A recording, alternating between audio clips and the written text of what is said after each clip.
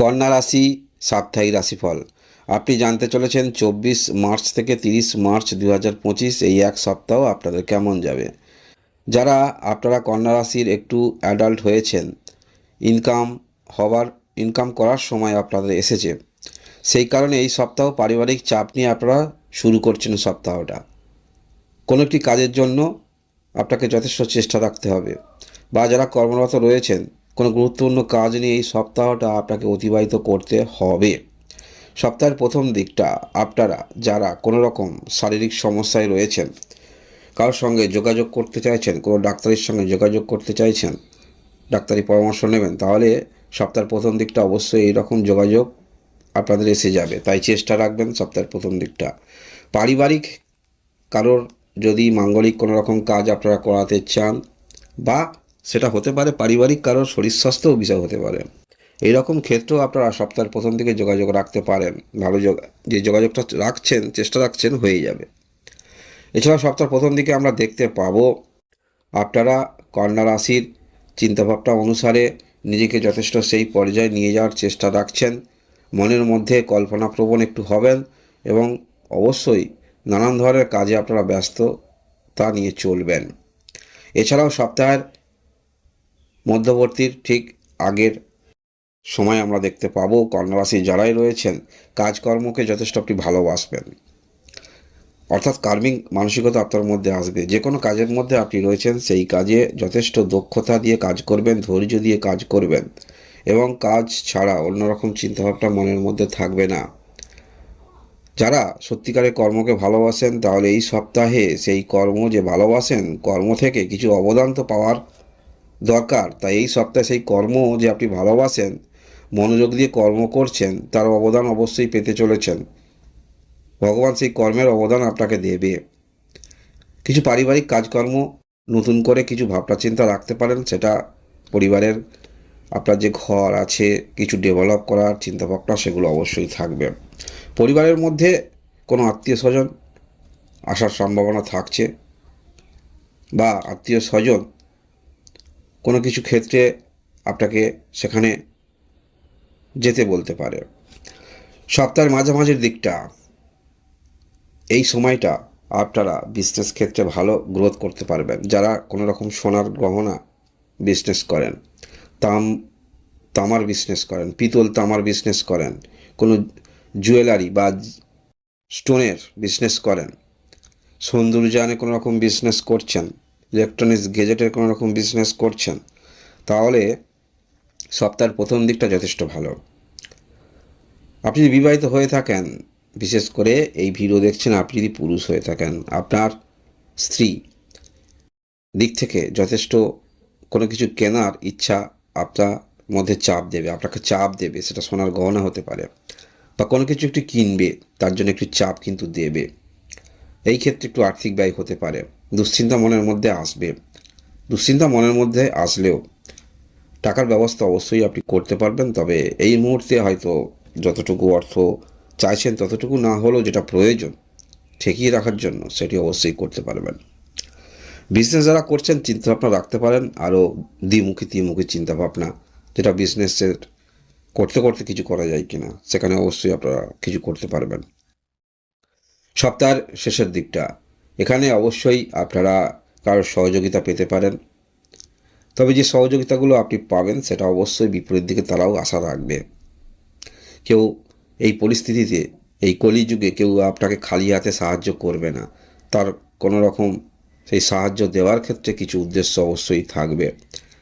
বেশি অর্থ নেওয়া বা তার একটা কোনো কাজ উদ্দেশ্যমূলক সেটা হাসিল করার জন্য, এগুলো অবশ্যই দেখে বুঝতে হবে কতটুকু ডিম্যান্ড আছে যে আপনাকে সাহায্য করবে, সেই অনুসারে সাহায্য নিতে পারেন।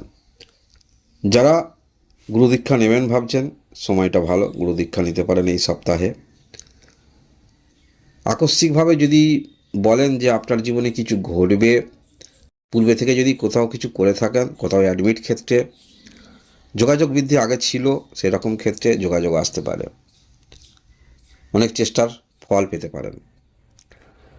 এছাড়াও সপ্তাহ শেষের দিকটা যারা সত্যিকারের সংঘর্ষ করছেন, মনের মধ্যে কি করবেন দ্বিধা পাচ্ছেন না, যে এই কর্মটা করছেন তার তো ফল তো সেই অনুসারে পাচ্ছেন না, কত দূর পর্যন্ত করবেন, এরকম দ্বিধাদ্বন্দ্বের মধ্যে নিজে রয়েছেন, সমস্যা হচ্ছে, সেই সমস্যা নিজের মধ্যে রেখে দিয়ে আপনি মুখ বুজে কাজ করছেন, সেটা সব প্রফেশনালে বেশি ইন্ডিকেট করছে। তাই এরকম মনের মধ্যে চিন্তা থাকবে যে আর কত দিন এই রকম পরিস্থিতি নিয়ে থাকতে হবে বা এই পরিস্থিতি নিয়ে কাজ করব, সেখানে তো তেমন কিছু পাওয়া যাচ্ছে না, এরকম নানান ধরনের চিন্তা হবে। যারা বিশেষ করে অনলাইনে করছেন, ওয়েবসাইটে কাজ করছেন, অ্যাফিলিয়েট মার্কেটের সঙ্গে যুক্ত রয়েছেন, চিন্তা মনের মধ্যে কিন্তু বৃদ্ধি হবে, যার কত দিন এইভাবে চলবে, বা যেখানে আপনি কাজ করছেন যে অনুসারে কাজ করছেন ততটুকু আপনাকে কিন্তু অর্থ দিচ্ছে না। তাই এইরকম নিজের নানান বিষয় চিন্তাভাবনা মনের মধ্যে উদ্ভাবন হবে। কারণ আমাদের মন, মনে রাখবেন, আজকের একরকম চিন্তা, কালকে আর রকম চিন্তা, এগুলো গ্রহদ্বয় দ্বারা আমাদের মধ্যে সৃষ্টি করায়। অর্থাৎ আপনার একটি রাশি আছে, চন্দ্রের অবস্থান, গ্রহের যে অবস্থান, সেই অনুসারে আজকের দিনে একরকম চিন্তাভাবনা, পরের দিনে আর এক রকম, পজিটিভ নেগেটিভ সেটা পরের বিষয়, এরকম চিন্তাভাবনা মনের মধ্যে আসবে। সেটা কন্যা রাশি আপনাদের জন্য রাশিফল উপস্থাপন করছি, সেটা অন্য রাশির ক্ষেত্রেও কিন্তু সেই একই প্রযোজ্য বা একই ধরনের। মেন বিষয়টা হলো কন্যা রাশি এই মুহূর্তে কালপুরুষের গ্রহের যে অবস্থান, সেই অবস্থান অনুসারে রাশিফল উপস্থাপন আপনাদের করছি। আপনার জন্মকালীন কুণ্ডলিতে গ্রহের অবস্থান কোন ঘরে আছে বা আপনার লগ্ন কি, তার উপর অনেকটা কিন্তু নির্ভর করছে, সে অনুসারে আপনারা ফলাফল পাবেন। কারণ এই যে সপ্তাহে রাশিফল উপস্থাপন করছি, আমরা দেখতে পাচ্ছি আপনার ষষ্ঠ ঘরে শনি গ্রহ অবস্থান করে আছে। পূর্বের ঋণ আস্তে আস্তে শোধ করছেন, শনি গ্রহ ঘর পরিবর্তন করবে, আশা রাখছি প্রায় অনেকটাই আপনারা শোধ করতে পারবেন, যদি আপনার না জন্মকুণ্ডলিতে গ্রহের অবস্থান খুব একটা খারাপ না থাকে। কারণ ষষ্ঠ স্থানের শনি, এটা মোটামুটি আপনাদের ঋণগ্রস্ত যারা হয়ে পড়েছিলেন, এই যে এখানে তো 2.5 বছর অবস্থান করেছিল, কিছু কিছু হয়তো দিতে পেরেছেন, যদি না পারেন সেটা অবশ্যই আপনার জন্মকুণ্ডলিতে গ্রহের অবস্থান সত্যি খুব খারাপ অবস্থান, চিন্তাভাবনা করতে হবে। এছাড়াও আমরা দেখতে পাবো সপ্তম ঘরে রবি গ্রহ, বুধ গ্রহ, শুক্র গ্রহ অবস্থান করে থাকবে। এখানে যে অবস্থান করে থাকছে সপ্তম ঘর, সরাসরি সমসপ্তম দৃষ্টি আপনার রাশিতে থাকছে। তাই এই সপ্তাহে আপনার চিন্তাভাবনা যেদিকে আছে, কন্যা রাশি আপনার হতে পারে আপনার চিন্তাভাবনা কর্মের উপরে বেশিরভাগটা ইঙ্গিত করছে, বা নিজের সেলফ ডেভেলপমেন্ট কীভাবে করা যায়, আপনি যাহাই করছেন নিজেকে ডেভেলপ কীভাবে করবেন, কোনো শিক্ষা যে জিনিসটা করছেন সেই জিনিসটার বিষয়ে আরও বেশি কিছু শেখার আগ্রহ, এগুলো যদি থাকে তাহলে অবশ্যই এই সপ্তাহে এইরকম ক্ষেত্রে নিজেকে ডেভেলপ করতে পারবেন। সেই কর্মের ক্ষেত্রে চিন্তাভাবনার পরিবর্তন, যে এইভাবে চললে হবে না, পরিবর্তন অবশ্যই রাখতে হবে।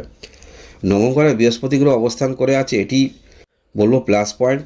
কেউ আপনারা ফল হয়তো পাচ্ছেন, কেউ পাচ্ছেন না, না যদি পেয়ে থাকেন সত্যিই এটি খুবই চিন্তার বিষয়। কারণ বৃহস্পতি গ্রহ হলো, আমরা যে 9টি গ্রহ নিয়ে বিচার বিশ্লেষণ করে থাকি, বৃহস্পতি গ্রহ সব থেকে পজিটিভ গ্রহ হিসাবে ধরা হয়ে থাকে। তাই ভাগ্যস্থানে অবস্থান করে আছে, বিশেষভাবে যারা 25 বছরের মধ্যে বা 30 বছর হতে পারে এই রকম বয়সের মধ্যে রয়েছেন, এই সময় তো ভাগ্যটা দরকার আছে ডেভেলপ। একটা যে পুরুষ হতে পারেন, মহিলা হতে পারেন, এই বয়সে আমরা মোটামুটি একটি কর্মের দিকে ধাবিত হয়ে থাকি, বিবাহ ইত্যাদি ক্ষেত্রে ধাবিত হয়ে একটি স্টেজ পরিবর্তন। তাই এই সময় ভাগ্য অবস্থান করে আছে দেবগুরু বৃহস্পতি, ভাগ্য হিসাবে ধরা হয়ে থাকে ভাগ্যপতি বৃহস্পতি গ্রহ। সেটা অবশ্যই আপনাদের জীবনে কোনো যোগাযোগ ইত্যাদি হওয়ার কথা অবশ্যই, তা আপনারা কি পেলেন না পেলেন সেটা অবশ্যই কমেন্ট করবেন। দশম ঘরে মঙ্গল অবস্থান করে আছে, এখানে মঙ্গল অষ্টমপতি, তৃতীয়পতি, কর্মের মধ্যে যথেষ্ট চেষ্টা থাকবে, আগ্রহ থাকবে, কার্মিক মানসিকতা নিয়ে চলবেন। তবে অবশ্যই কর্ম করছেন বুদ্ধিমত্তার সহিত কাজ করবেন, মাথা নিচুর দিকে রেখে কাজ করলে কিছু পাবেন না, কারণ কলিযুগ পরিস্থিতি অবশ্যই বুঝে আপনাকে চলতে হবে। রাশিতে কেতু আছে, যারা একটু আধ্যাত্মিক ধার্মিক প্রকৃতি রয়েছেন, এইরকম চিন্তাভাবনা মনের মধ্যে বারংবার আপনাদের আসবে, কিছু মন্ত্র উচ্চারণ চিন্তাভাবনা এগুলো থাকবে আধ্যাত্মিকতার দিক থেকে। আর যারা সাধারণ মানের রয়েছেন, মনের মধ্যে টেনশন নিয়ে চলবেন, তবে টেনশন ততটা নেওয়ার কোনো প্রয়োজন নাই, বৃহস্পতি গ্রহের দৃষ্টি থাকছে, শুভ গ্রহের দৃষ্টি আপনার রাশিতে থাকছে। যদি একটু আপনারা যে কোনো বিষয়ে ভাবনা চিন্তা রেখে অগ্রগতি রাখেন, কারোর পরামর্শ নিয়ে নিতে চান নেন, সেক্ষেত্রে যদি সমস্যা হয় দ্বিতীয় কোনো রকম রাস্তা আপনারা পেয়ে যাবেন, সেটি বলা যেতে পারে। এই হলো আপনাদের সাপ্তাহিক রাশিফল। ধন্যবাদ।